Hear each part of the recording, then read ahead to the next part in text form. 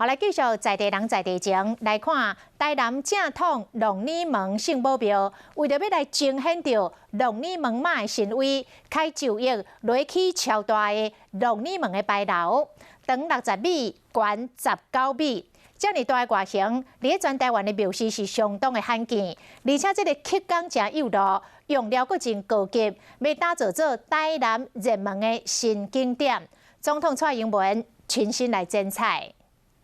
国泰平安。庙仔起牌楼无稀奇，不过龙女门牌楼全长60米，悬度19米，正式完工。信用节。 总统蔡英文阁有真侪县市首长做伙来参加台南正统龙女门圣母庙的活动，规座牌楼的寸尺、外形、阁有完工时间，拢有妈祖的指示。不过自去年冬土就开始落雨，所以原照是完工，庙方认为是奇迹。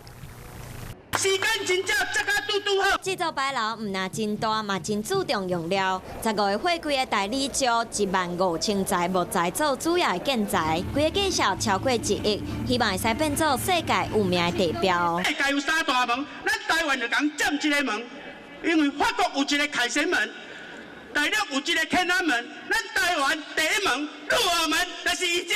咱家会使变成咱台湾的热门景点。 变做咱台南观光的新地标。除了信用祈福，规座牌楼技术嘛真有路、真壮观，加上千里眼顺风耳2位大将军来镇守，嘛伫国内旅游真时行时期，增加一个出门佚佗翕相的好所在。